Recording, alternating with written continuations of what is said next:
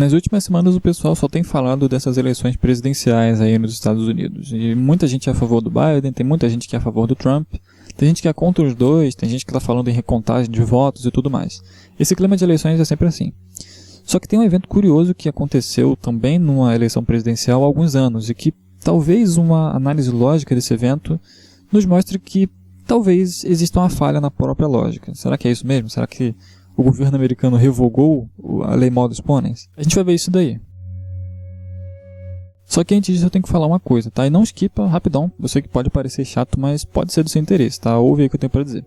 É o seguinte, eu oficialmente abri uma campanha no Apoia-se, tá? Pro meu canal. Algumas pessoas já pediram para eu ter feito isso antes, porque eu recebo doações, né? Eu recebi algumas doações e algumas pessoas queriam fazer doações mensais, né? E nas plataformas que eu ofereço não tem essa opção. Então eu abri essa nova plataforma aí. Se você quiser contribuir, sinta-se à vontade, tá? É um valor, o mínimo que tem lá é R$5, que é o valor que a própria plataforma sugere que eu coloque, né?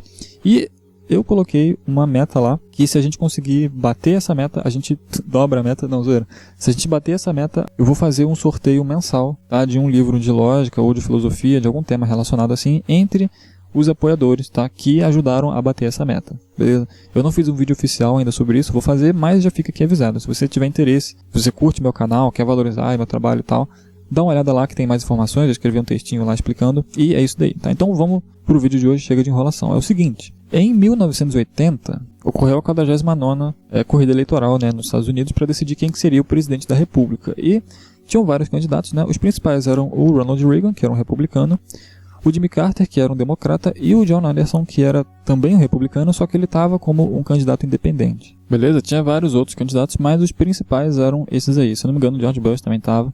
E tudo mais, tá? E o que acontece é o seguinte, se a gente tem 2 republicanos aqui concorrendo ao cargo de presidência, isso quer dizer que se algum republicano ganhar, vai ter que ser um dos 2, né? Então isso quer dizer que se um republicano ganhar as eleições e não for Ronald Reagan, vai ter que ser o outro, que é o Anderson, né? Então a gente pode escrever aqui o seguinte, se um republicano ganhar as eleições, então se o Reagan não ganhar, o Anderson ganhará. Tá? Isso aqui é bastante plausível, se a gente só tem 2 republicanos e um deles ganhou, então se não for um, só pode ser o outro, se não for o outro, tem que ser o um, né? Então, beleza, a gente tem isso daqui. E nas pesquisas de intenção de votos que o pessoal fez na época, eles viram que o Reagan estava bem na frente, né? Ele estava com mais de 50% das intenções de votos, então a chance dele ganhar era altíssima, né? Então as pessoas elas acreditavam que um republicano ganharia as eleições. As pessoas achavam que o Reagan iria ganhar. E olha só, se a gente reparar aqui, nessa primeira sentença, a gente tem aqui uma sentença condicional, né? A gente tem aqui, se o republicano ganhar as eleições, então, e depois a gente tem o consequente. E aqui embaixo, a gente tem que um republicano ganhar as eleições, que é justamente isso aqui, ó, justamente o antecedente dessa sentença condicional aqui de cima. Então, se a gente tem aqui uma sentença do tipo A implica em B, no caso aqui é, se um republicano ganhar as eleições, então, se o Reagan não ganhar, o Anderson ganhará. Então, isso aqui é uma sentença condicional. E embaixo a gente está afirmando o antecedente dela, que no caso é o A, né? A gente está dizendo que o republicano ganhará as eleições, A. A gente pode concluir disso daqui, B, que é o consequente. Isso aqui se chama modus ponens, para quem não conhece, tá? É um tipo de argumento muito conhecido, talvez o mais antigo que tem, não sei. E a gente usa o tempo todo na lógica, tá? Isso aqui é um argumento válido. Então, se a gente tem que, se um republicano ganhar as eleições, então se não for o Reagan, vai ser o Anderson, e a gente tem que o republicano ganhará as eleições, podemos concluir que se o Reagan não ganhar, então o Anderson ganhará, né? Isso se segue imediatamente dessas 2 proposições aqui de cima. Então, a gente tem aqui 2 premissas, né? 2 proposições que são bem razoáveis, né? As pessoas daquela época, elas tinham vários motivos para acreditar nessas 2, né? Tanto que se um republicano ganhar e não for o Reagan, vai ser o Anderson, né? Porque só tinham 2 republicanos. Então, se um deles ganhar e não for o Reagan, só pode ser o Anderson. E eles acreditavam que o republicano ganharia as eleições, né? Eles tinham, sei lá, o Datafolha deles lá mostrava isso. Então, eles acreditavam nisso. Então, para serem razoáveis, eles deveriam acreditar que se o Reagan não ganhasse, o Anderson ganharia. Só que, na verdade, tem um problema com essa conclusão aqui, porque ela é falsa. Se o Reagan não ganhar, na verdade, quem ganha é o Carter, né? Porque, assim, o Reagan estava com mais de 50% dos votos. O Carter estava com 40 e pouco. Ainda é bastante gente. Então, se não fosse o Reagan que ganhasse isso, só poderia ser o Carter, né? O Anderson estava com pouquíssimos votos. Então, se não é o Reagan que ganha, é o outro, né? É o democrata. Então, essa sentença aqui de baixo ela é falsa, né? Se o Reagan não ganhar, Anderson ganhará. Não, isso está errado. Se o Reagan não ganhar, é o Carter que ganha, e não o Anderson. Então, parece que a gente tem aqui um contra-exemplo ao modus ponens, né? Parece que a gente tem aqui uma sentença, um argumento, na verdade, que segue essa forma do modus ponens, né? A gente teria aqui alguma coisa como, se um republicano ganhar as eleições, eu vou chamar isso aqui de G, né? Então, se o Reagan não ganhar, ou seja, se não for o caso que o Reagan ganha, então o Anderson ganhará. Essa aqui é a primeira premissa. A segunda é que um republicano ganha as eleições, né? Ganhará as eleições, e a conclusão é o consequente, né? Se o Reagan não ganhar, ou seja, se não R, então A. Isso aqui segue, né, a forma do modus ponens, né? A gente tem premissa, segunda premissa, a conclusão é o consequente, a segunda premissa é o antecedente. Então a gente tem aqui um argumento que tem a forma do modus ponens, as premissas dele são as duas verdadeiras, porém a conclusão é falsa. É uma coisa curiosa, né? Um resultado curioso disso aqui. O que será que aconteceu? Será que de fato é um contra-exemplo? Será que essas eleições tiveram alguma coisa de especial? Tem alguma conspiração por trás disso daí? Bem, eu vou fazer alguns comentários aqui. E se você está curtindo esse vídeo, se você achou interessante e tal, ainda não é inscrito, inscreva-se no canal, tá? Para receber mais notificações de vídeos como esse daqui. E vamos lá, eu vou aqui dar algumas objeções e, na verdade, antes disso eu queria pedir para você pausar o vídeo e escrever, né? Põe nos comentários o que você acha. Você acha que tem algum problema com esse argumento aqui? Uma sentença condicional dentro da outra? Será que um é diferente do outro? Ou será que esse argumento aqui está certo e de fato o modus ponens não é válido? O que você acha? Põe nos comentários aí, tá? E depois volta aqui. Então, eu vou dar alguns esboços aqui de objeção, não vou aprofundar nela. Se você quiser, você escreve e comenta com o pessoal aí embaixo, tá? Então a primeira objeção diz o seguinte: a gente pode dizer que o 3 é verdadeiro se a implicação for material, porque não P implica em Q é equivalente a P ou Q, né? Ou seja, essa conclusão aqui que a gente diz que é falsa, na verdade, ela é verdadeira se a gente considerar que esse C, então aqui, né, na verdade não tem o então, né, mas essa sentença condicional aqui, ela é um condicional material, né, é uma implicação material. E a implicação material é aquela que a gente define usando a tabela verdade, né, que a gente usa na lógica o tempo todo, que eu já fiz vários vídeos aí sobre e tudo mais. E ela vai ser verdadeira porque quando a gente tem uma sentença do tipo não P implica em Q, isso aqui é equivalente a P ou Q, tá? É só você se lembrar, né, se você já acompanha aqui o canal, ou se você conhece, né, você sabe que quando a gente tem uma sentença do tipo P implica em Q, isso aqui é equivalente a não P ou Q, né, ou seja, o antecedente falso ou o consequente verdadeiro. Então, se a gente tem um não P, aqui, né, o antecedente é não P, a gente teria uma dupla negação, né, então a gente pode acabar com essa dupla negação, e a gente teria que não P implica em Q é equivalente a P ou Q. Isso aqui faz bastante sentido, porque se a gente tem aqui R ou A, como sendo a conclusão, faz sentido, né? Se um republicano ganhar as eleições, tem que ser ou o Reagan ou o Anderson. Então, essa sentença aqui, do jeito que ela está expressa assim, né, como sendo uma disjunção, ela é verdadeira. E se ela for interpretada como sendo um condicional material, ela também é verdadeira.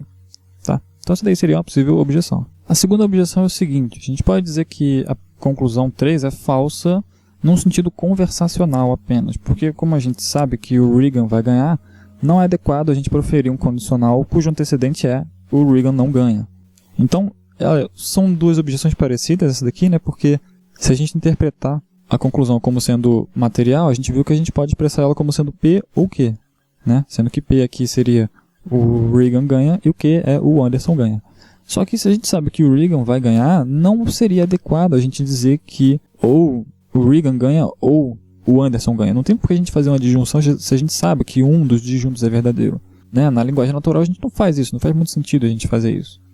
Então, da mesma forma, né, se a gente sabe que o Reagan vai ganhar, não faz muito sentido a gente usar um condicional, né, que a gente diz que não R implica em A, né, que se o Reagan não ganhar, então o Anderson ganha. Isso aqui não faz sentido, porque a gente sabe que esse antecedente aqui ele é falso, na verdade, né, porque ele está negado.